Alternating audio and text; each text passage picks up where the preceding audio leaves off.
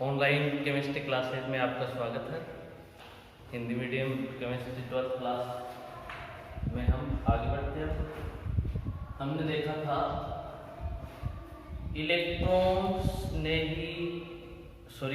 नाभिक स्नेही योगात्मक विलोपन अभिक्रिया। मैं आपको रिवाइज कर देता हूँ ये बात। हम देख रहे थे नाभिक स्नेही योगात्मक अभिक्रिया पहले प्रकार की, उसके बाद हमने देखी थी नाभिक स्नेही योगात्मक विलोपन अभिक्रिया।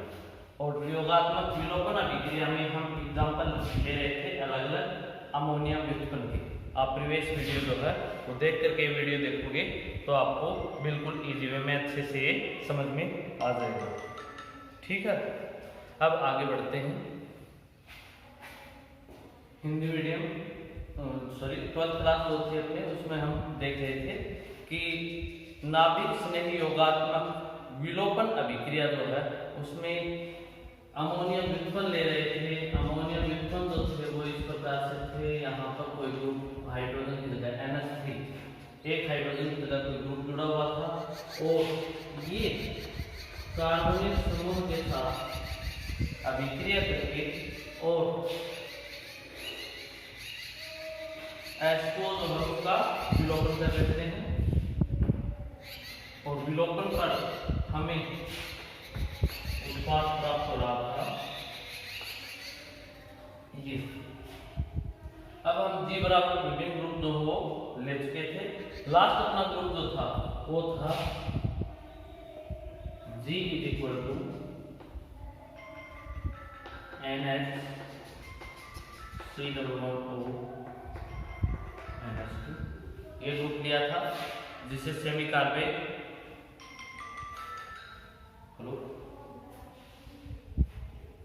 बात को बताता हूँ।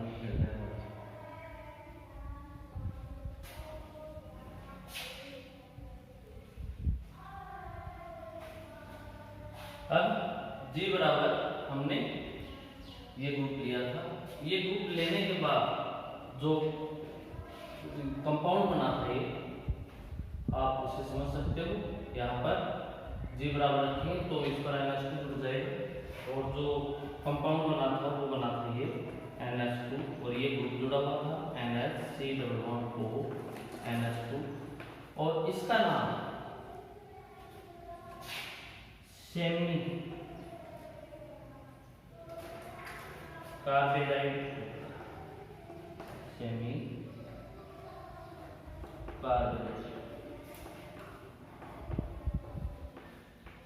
और अब इससे जो प्रोडक्ट बनेगा वो बनेगा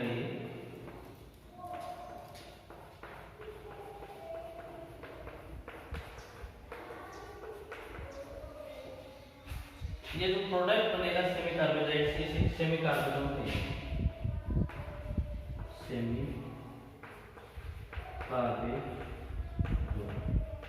इसे हम सेमी कार्बोन सेमी कार्बोनाइड से सेमी कार्बोन बनते हैं। ये लास्ट एग्जांपल होता था हमारे पास। ठीक है, तो सेमी कार्बोनाइड से सेमी कार्बोन और ये ग्रुप जुड़ जाता है, सब ये रिएक्शन होती है। और इंटरमीडिएट वगैरह मैं प्रीवियस वीडियो में बता चुका हूँ, वो आप थोड़ा सा देख लेना। क्लियर, इससे आगे बढ़ते हैं। तीसरे प्रकार के रिएक्शन देखते हैं। ठीक है, इतना तो अभी तक करवाया हुआ था, इसमें कुछ नया नहीं था। अब हम तीसरे प्रकार के विक्रिया देखते हैं। यहाँ तक हम पढ़ चुके हैं, कर चुके हैं वो। अब तीसरे प्रकार के विक्रिया जो है वो है ऑक्सीकरण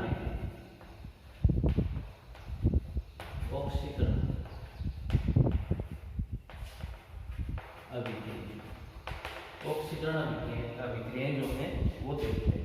देखिए एक बात, यदि हम एल्डिहाइड लें RCHO और इसका ऑक्सीकरण करें, ये बात हम पहले भी आपको बता चुका हूँ एक लंबी रिएक्शन से ऑफलाइन क्लासेज में। एल्कोहल का ऑक्सीकरण करते हैं तो एल्डिहाइड बनते हैं, एल्डिहाइड का ऑक्सीकरण करते हैं तो कार्बोक्सिलिक अम्ल बनते हैं, कार्बोक्सिलिक अम्ल का अपचयन करते हैं तो एल्डिहाइड बनते हैं और एल्डिहाइड का अपचयन करते हैं तो प्राथमिक एल्कोहल बनते हैं। ये मैं आपको आगे पीछे दोनों तरफ रिएक्शंस जो हैं वो करवा चुका हूँ। अब हम देखते हैं आपको ऑक्सीडेशन। इसका ऑक्सीडेशन करेंगे तो हमारे पास कार्बोक्सिलिक एसिड बनेगा और यह ऑक्सीकरण जो है बहुत ही आसान होता है। यह ऑक्सीकरण बहुत ही आसान होता है, इजी वे में हो जाता है। कहने का मतलब ये है कि ये फिर बहुत अच्छा अपचायक है, बहुत अच्छा अपचायक, क्योंकि एक खुद ऑक्सीकृत आसानी से होगा तो दूसरे को अपचायित आसानी से करेगा। बहुत अच्छा अपचायक है। यह अपचायक जो है वह क्या करता है, अपचायित कर देता है बहुत से अभिकर्मकों को, जैसे टोलेन अभिकर्मक है, फेलिंग सॉल्यूशन है, ये बात आगे देखेंगे हम। बहुत अच्छा अपचायक है, ये आप यहाँ तक एक बार देख लीजिए। अब यह ऑक्सीकरण प्रबल से कराएंगे तो आसानी से होगा ही होगा, जैसे प्रबल ऑक्सीकारक जो है, ऑक्सीडेटिंग एजेंट जो है, यहाँ हम कहें ऑक्सीकारक जो है वो देखिए यदि ऑक्सीकारक, तो ये ऑक्सीकारक हम काम में दे सकते हैं K2Cr2O7 आसानी से।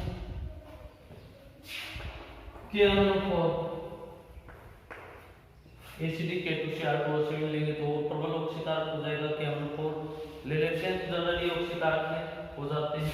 ये मृदु ऑक्सीकारक जैसे Ag+ silver ion, Cu+2 etcetera आदि ऑक्सीकारकों से ये ऑक्सीकृत हो जाते हैं और इनको अपचयित कर देते हैं, इनसे ऑक्सीकृत हो जाते हैं और इनको अपचयित कर देते हैं। तो यहाँ पे यदि हम देखें तो एल्डिहाइड जो है वो कार्बोक्सिलिक अम्ल में ऑक्सीकृत होंगे। ऑक्सीकारक जो है वो हम पोटेशियम डाइक्रोमेट और पोटेशियम परमैंगनेट Ag+Cu+2 वगैरह लेंगे तो इनसे आसानी से ऑक्सीकृत हो जाते हैं। नाइट्रेट आयनों से भी हो जाते हैं, मतलब HNO3 लें तो भी उससे भी ऑक्सीकृत हो जाते हैं। कहने का मतलब सीधा सीधा ये है कि बहुत अच्छा अपचायक है और दुर्बल ऑक्सीकारकों से भी ऑक्सीकृत हो जाते हैं, और इस प्रकार से हम क्या पाते हैं, कार्बोक्सिलिक एसिड बन जाता है। तो ऑक्सीकारक अभिक्रिया जो है उसमें हम पहला कौन सा पढ़ रहे हैं, पहला जो पढ़ रहे हैं वो है एल्डिहाइड का ऑक्सीकरण, एल्डिहाइड का ऑक्सीकरण। और एल्डिहाइड का ऑक्सीकरण जो है वह हम करवाते हैं तो हमें कार्बोक्सिलिक एसिड प्राप्त होते हैं। क्या प्राप्त होते हैं, कार्बोक्सिलिक एसिड। इसका एल्डिहाइड का करवाते हैं, तो ये क्या है, एल्डिहाइड। एल्डिहाइड का ऑक्सीकरण करवाते हैं तो हमें कार्बोक्सिलिक एसिड प्राप्त होते हैं। ये आसानी से ऑक्सीकृत होते हैं, इसलिए बहुत अच्छे अपचायक होते हैं। ऑक्सीकारक कौन कौन से ले सकते हो, पोटेशियम डाइक्रोमेट ले सकते हो, पोटेशियम परमैंगनेट ले सकते हो, सिल्वर आयन ले सकते हो, क्यूप्रिक आयन ले सकते हो। तो ये ऑक्सीकारक के रूप में हम जनरली ले सकते हैं, तो इनका इजी वे में ऑक्सीकरण हो जाएगा। अब इसकी ऑक्सीकरण अभिक्रियाएं जो है बहुत महत्वपूर्ण, वेरी वेरी इंपॉर्टेंट है। एल्डिहाइड का ऑक्सीकरण वेरी वेरी इंपॉर्टेंट है और इसे आप अच्छे से समझोगे, डिटेल से इसे समझते जाओगे तो आगे से ऑक्सीकृत हो जाता है, नाइट्रिक एसिड से भी हो जाता है, ये बात आपने समझ ली। अब पहला ऑक्सीकरण तो यही हो गया, 3 ऑक्सीकारकों से पहला ऑक्सीकरण जो है वह है सिंपली ये हो गया हमारे पास पहला ऑक्सीकरण। ठीक है, अब हम ऑक्सीकरण जो है वो इन ऑक्सीकारकों से, ठीक, ये हम कर रहे हैं। अब नेक्स्ट आगे बढ़ते हैं, इसके आगे बढ़ते हैं। दूसरा लेते हैं एल्डिहाइड के ऑक्सीकरण में टोलेन अभिकर्मक द्वारा ऑक्सीकरण, टोलेन अभिकर्मक द्वारा ऑक्सीकरण। पहली बात तो आप ये ध्यान रखना, तो टोलेन अभिकर्मक है ये दुर्बल ऑक्सीकारक,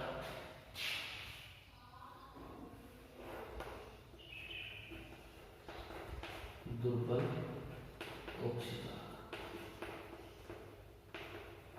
लेकिन एल्डिहाइड क्या होते हैं, अच्छा अपचायक होते हैं। एल्डिहाइड जो है वो कैसे क्या होते हैं, अच्छे अपचायक होते हैं,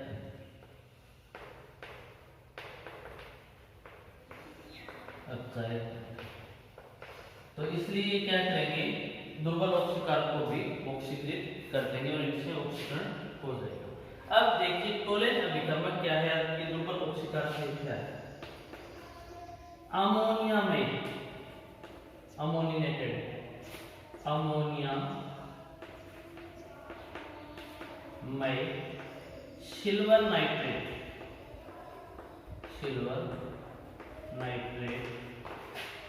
टोलेन अभिकर्मक कहलाता है। टोलेन अभिकर्मक कहलाता है। अमोनिया में सिल्वर नाइट्रेट जो है वो टोलेन अभिकर्मक होता है। बनाते कैसे देखिए, AgNO3 सिल्वर नाइट्रेट की क्रिया सोडियम हाइड्रोक्साइड से करवाते हैं। किससे करवाते हैं? सोडियम हाइड्रोक्साइड से करवाते हैं। सोडियम हाइड्रोक्साइड से करवाते हैं तो उस कंडीशन में Ag2O का अवक्षेप प्राप्त होता है। पीपीटी का चिन्ह, Ag2O का अवक्षेप प्राप्त हो जाता है और MaNO सोडियम नाइट्रेट जो है वो अलग हो जाता है, वाटर सोल्यूबल हो जाता है, प्लस वाटर या एक्वाटिक लिक्विड। तो हमें क्या प्राप्त हो जाएगा? सिल्वर ऑक्साइड का अवक्षेप जो है वो प्राप्त हो जाएगा। ठीक है, सिल्वर ऑक्साइड का जो हमें अवक्षेप जो है वो प्राप्त हो जाएगा। इस सिल्वर ऑक्साइड के अवक्षेप जो हमें प्राप्त है उसको यदि हम अमोनियम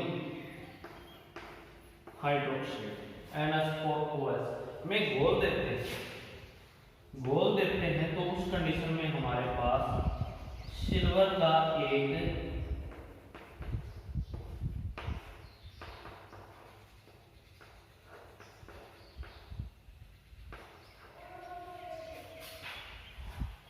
संकुल यौगिक प्राप्त हो जाएगा।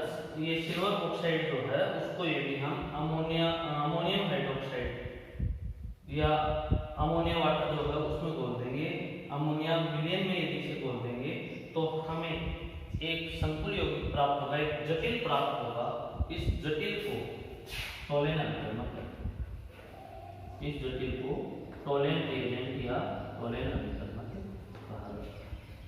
दोबारा देख लें, हम पढ़ रहे हैं टोलेन अभिकर्मक द्वारा ऑक्सीकरण दुर्बल ऑक्सीकारक है। टोलेन अभिकर्मक अमोनिया में सिल्वर नाइट्रेट टोलेन अभिकर्मक कहलाता है। इंपॉर्टेंट है, मोस्ट इंपॉर्टेंट, इसलिए रिपीट कर रहा हूं, अदरवाइज हम आगे बढ़ेंगे।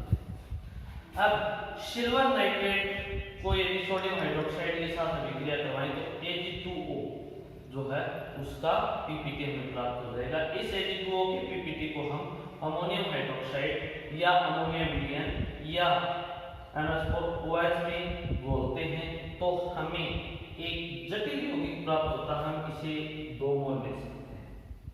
ठीक है, हम इसे 2 मोल जो है वो ले सकते हैं और 2 मोल लेंगे तो ये कितना बन जाएगा? 2 मोल बन जाएगा। ठीक है, तो ये भी हमारे पास 2 मोल बन जाएगा और 2 मोल बन जाएगा तो उस कंडीशन में हमने देखा ये है प्लस वाटर H2। ठीक है, बैलेंस करोगे तो बाकी बैलेंस नहीं, मैं जो समझा रहा हूँ वो समझिए आप। ठीक है, तो आप देखिए अमोनिया में सिल्वर नाइट्रेट टोलेन अभिकर्मक कहलाता है। कैसे बनाते हैं?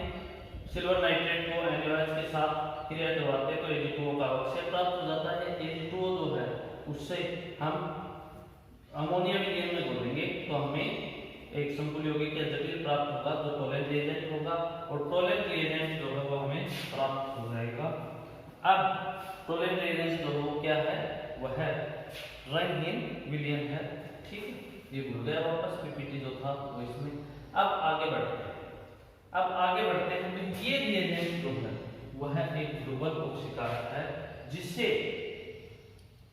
जो एल्डिहाइड को आसानी से अपचयित कर देता है, क्योंकि एल्डिहाइड अच्छे अपचयित होते हैं तो इसे अपचयित कर देता है। इसमें एक्चुअल में यदि हम मेन चीज देखें तो सिल्वर आयन जो है Ag+ आयन जो है वो ऑक्सीकारक के रूप में Ag+ आयन जो है वो ऑक्सीकारक के रूप में है। तो ये भी आप थोड़ा सा ध्यान रखोगे। यहाँ तक आपको टोलेन अभिकर्मक आपने देख लिया। थोड़ा अच्छे से स्क्रीनशॉट ले लेके आप वीडियो रिवर्स करके आप इसे देख लेना, कोई दिक्कत हो तो पूछ लेना। ठीक, अब यहाँ तक हो गया। अब हम आगे बढ़ते हैं वापस।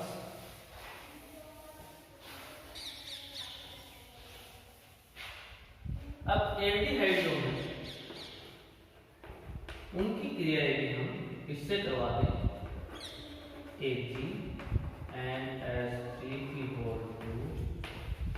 OH-3 मतलब टोलेंट रिएजेंट से करवाते हैं तो टोलेंट रिएजेंट क्या करेगा, इसे ऑक्सीकृत कर देगा। किसमें? कार्बोक्सिलिक एसिड में। कार्बोक्सिलिक एसिड में इसे ऑक्सीकृत कर देगा। प्लस 2 दूनी 4 NH3, ठीक है, 4 NH3 प्लस 2 Ag। ये इसका पीपीटी सिल्वर जो है धातु वह निक्षेपित हो जाएगी, सिल्वर धातु निक्षेपित हो जाएगी टेस्ट ट्यूब जो है उसकी दीवार, टेस्ट ट्यूब की दीवार, और टेस्ट ट्यूब की दीवार जो है वह चमकीली हो जाएगी। क्योंकि चांदी की चिपकने से चमकीली हुई से इसलिए इसे रजत दर्पण कहते हैं। मतलब रजत दर्पण प्राप्त, रजत दर्पण जो है वो प्राप्त होगा। ठीक है, आप इसे अच्छे से समझिए। ये है टोलेंट रिएजेंट। टोलेंट रिएजेंट जो है, टोलेंट रिएजेंट जो है उसके साथ एल्डिहाइड की रिएक्शन करवाएंगे तो यह इसे ऑक्सीकृत कर देगा RCOOH कार्बोक्सिलिक एसिड में, और खुद जो है अपचयित हो जाएगा सिल्वर धातु में, और अमोनिया जो है वह निकल जाएगी। अब बाकी क्या बचा? 2OH बचे, जिसमें से 2OH जिसमें से एक ऑक्सीजन निकल गया, और हम बाकी H2O के रूप में इसे लिख सकते हैं। बाकी हम इसे H2O के रूप में लिख सकते हैं। ठीक है, तो इस प्रकार से हमने देखा कि ये हमें रजत दर्पण प्राप्त हो जाता है। रजत दर्पण प्राप्त हो गया, ठीक है, रजत दर्पण हमें प्राप्त हो गया। तो ये आसानी से टोलेंट रिएजेंट जो अपचयित हो गया और एल्डिहाइड जो ऑक्सीकृत हो गया। मोस्ट इंपॉर्टेंट रिएक्शन, और मैंने आपको बहुत डिटेल से समझाई है, आप वीडियो को रिवर्स करके अच्छे से इसे समझते जाएं, मुझे बार बार रिपीट करने की जरूरत न पड़े, आप इसे अच्छे से समझते रिएक्शन। इसे ऑक्सीकृत कीजिए, ये प्लस के रूप में +1 ऑक्सीजन अवस्था धातु की, उसे 0 कर दीजिए, अपचयित कर दीजिए। ठीक है, NH3 वैसे हटा देते हैं। OH- जो है उससे क्या होगा? OH- जो है उसमें ऑक्सीजन जो है वो इसके साथ जुड़ जाएगा, बाकी H2O जो है वो निकल जाएगा। इस प्रकार से कार्बोक्सिलिक एसिड में ऑक्सीकरण हो गया एल्डिहाइड का, और इसका अपचयन हो गया सिल्वर धातु में। बाकी बैलेंस करना आपको कोई दिक्कत नहीं है। माध्यम हमारे पास क्षार है, इसलिए सारी माध्यम में रिएक्शन होती है, तो सारी माध्यम में OH- की उपस्थिति होती है। 11th में मैं आपको रिएक्शन बैलेंस करने के दौरान ये बात बताऊंगा। ठीक है, चलो ये हुआ हमारे पास टोलेंट रिएजेंट। मोस्ट इंपोर्टेंट था, अच्छे से समझ करके पढ़ लेना। अब देखते हैं नेक्स्ट बी। एल्डिहाइड का ऑक्सीकरण हम पढ़ रहे थे। एल्डिहाइड के ऑक्सीकरण में हमने दूसरा पढ़ा था, सॉरी अभी एल्डिहाइड नहीं पढ़ेंगे, दूसरा पढ़ा था हमने टोलेंट रिएजेंट से। तीसरा पढ़ते हैं फेहलिंग विलियन। ठीक है, फेहलिंग विलियन क्या है? सबसे पहले तो आप ये समझिए, फेहलिंग विलियन से करेंगे। फेहलिंग विलियन क्या है?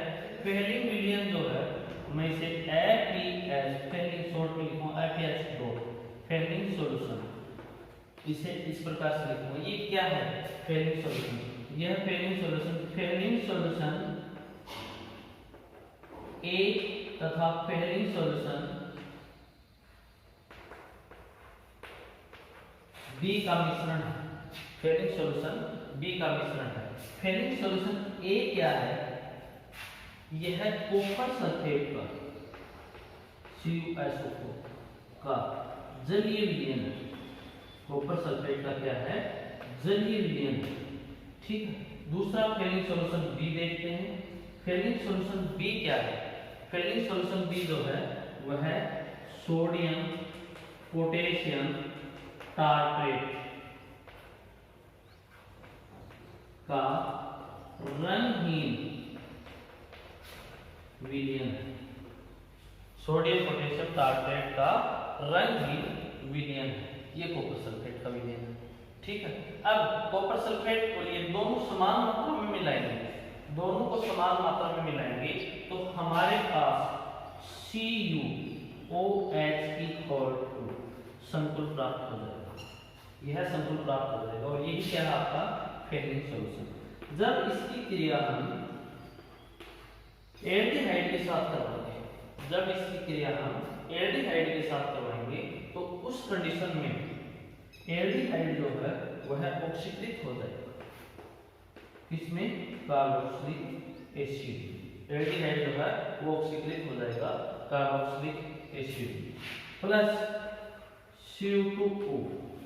दोनों जो है वो इसके रिएक्शन करेंगे, CO2O का लाल गुलाब से प्राप्त हो जाएगा। लाल गुलाब ऑक्साइड जो है वह प्राप्त हो जाएगा। लाल गुलाब से प्राप्त हो जाएगा किसका? CO2O का। बाकी H2 वगैरह जो वो निकाल दीजिए H2। ठीक है, तो अब इस प्रकार से आप देखोगे कि यह फेलिंग सॉल्यूशन जो है वह +2 ऑक्सीकरण अवस्था से, इसकी कौन सी ऑक्सीडेशन स्टेट है? +2 ऑक्सीकरण अवस्थाएं या ऑक्सीडेशन स्टेट जो मैं आपको फाइंड आउट करने सिखा चुका हूँ, निकालने सिखा चुका हूँ। कहाँ पर? 11th क्लास में। और वहां पर आप +2 ऑक्सीकरण अवस्था इसकी पाओगे, 2 और माइनस हटाओगे तो, और यह +2 से +1 में अपचयित हो जाएगा। ये +1 ऑक्सीकरण अवस्था में अपचयित हो जाएगा और यह ऑक्सीकृत हो जाएगा। ऑक्सीजन बदलना ऑक्सीकरण। तो इस प्रकार से अपचयन ऑक्सीकरण अभिक्रियाएं होंगी। वीडियो को रिपीट कर लेना यदि आपको स्पीड से लग रहा हो। और ये पहले विलियन जो है उससे ऑक्सीकरण हो गया, ये भी इंपॉर्टेंट है और आप ध्यान रखना। फेलिंग सॉल्यूशन ए जो है वह कॉपर सल्फेट का जलीय विलयन है। फेलिंग सॉल्यूशन बी जो है वह सोडियम पोटेशियम टार्ट्रेट का रंगहीन विलयन है।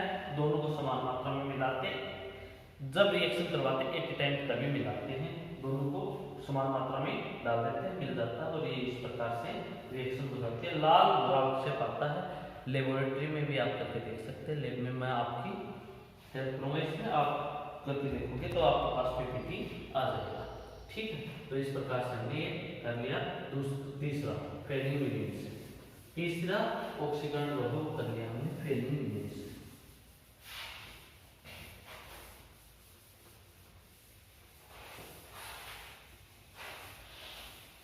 चौथा फोर्थ,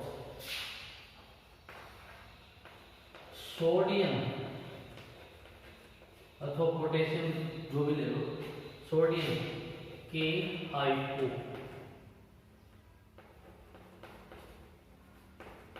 हैलाइड।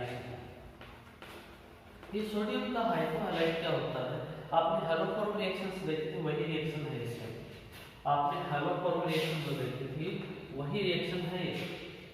उसमें भी ऑक्सीकरण भी हो रहा था किसका? इसमें ऑक्सीकरण हो रहा था एसिटाल्डिहाइड का। ठीक है, एसिटाल्डिहाइड जो है उसका ऑक्सीकरण भी हो रहा था। तो आप यहाँ पर देखिए सोडियम हाइपोहैलाइड क्या है? सोडियम हाइपोहैलाइड है NaOH। आजकल चर्चा चल रही थी कोरोना में कि सोडियम हाइपोक्लोराइड जो है उसका छिड़काव कर रहे हैं। तो हम यहाँ पर सोडियम हाइपोहैलाइड जो है वो देखते, क्लोराइड भी हो सकता है। ठीक है, हाइपोहैलाइड से तो NaOH।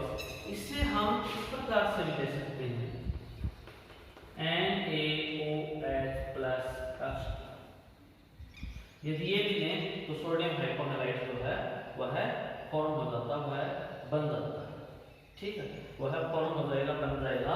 तो उस कंडीशन में सोडियम के हाइपोहैलाइड जो है वो बना लेंगे तो वह ऑक्सीकृत कर देगा किसे? Aldehyde CH3CH। इसका यदि हम NaOH मान लीजिए, चाहे आप इसे एग्जाम्पल ले लो H2 एंड NaOH के प्रेजेंस में, तो अब यह है ऑक्सीकृत हो जाएगा CCl3 CHO। अब प्लस 3HCl, वैसे 3HCl नहीं रहेगा ये क्योंकि NaOH HCl रिएक्शन करेगा, NaCl प्लस H2 बना देगा। लेकिन अभी रिएक्शन में प्रेजेंस ले रहे हैं तो वो आगे हम सोचेंगे, माइंड में हमारे ये बात रहनी चाहिए, बाकी रिएक्शन में इस प्रकार से लिखेंगे। अब ये CCl3 जो है वह है NaOH की प्रेजेंस में, सॉरी CCl3CHO मतलब ट्राइक्लोरो एसिटाल्डिहाइड जो है वह NaOH की प्रेजेंस में, किसकी प्रेजेंस में? NaOH की प्रेजेंस में रिएक्शन करेगा और चेंज हो जाएगा किसमें? CHCl3 plus HCOO minus Na plus. इस प्रकार से है ऑक्सीकृत हो जाएगा। तो सोडियम हाइपो हैलाइड जो है उससे भी हम ऑक्सीकरण ले सकते हैं और इस प्रकार से ऑक्सीकरण जो है वह होता है। ठीक है, सोडियम हाइपो हैलाइड से ऑक्सीकरण। क्लियर? आगे बढ़ते हैं।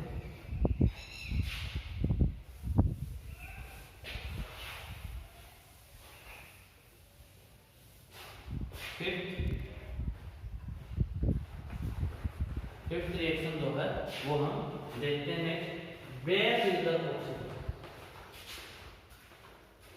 Where will the oxygen, where will the oxygen. ठीक है, वेयर विल द ऑक्सीजन जो है वो यदि हम देखें तो हम पर बेंजोइक अम्ल या पर एसिटिक अम्ल जो है उससे करवाते हैं। पर बेंजोइक अम्ल या पर एसिटिक एसिड जो है उससे करवाते हैं और उसमें एल्डिहाइड अथवा कीटोन जो होता है, ठीक है, एल्डिहाइड अथवा कीटोन जो होता है वो पर बेंजोइक एसिड से या पर एसिटिक एसिड से इसे करते हैं पर एसिटिक एसिड, पर एसिटिक अम्ल या एसिड, पर एसिटिक एसिड, और इससे ऑक्सीकृत होकर के कार्बोक्सिलिक एसिड में परिवर्तित हो जाता है प्लस ये खुद एसिटिक एसिड। ये है बेयर विलगर ऑक्सीकरण। और बेयर विलगर ऑक्सीकरण में क्या हुआ आपने देखा कि एल्डिहाइड जो है वो परमाणु से ऑक्सीकृत हो जाते हैं। ये बेयर विलगर ऑक्सीकरण कहलाता है। ठीक है, बाकी ऑक्सीकरण जो है वो हम दो ऑक्सीकरण जो रह गए सिर्फ अभिकर्मक के द्वारा और दूसरा जो है वह है बेनेडिक्ट विलियन के द्वारा, वो हम कल देखेंगे। और कीटोन का ऑक्सीकरण भी हम कल देखेंगे। आज के लिए इतना ही। Thanks for watching.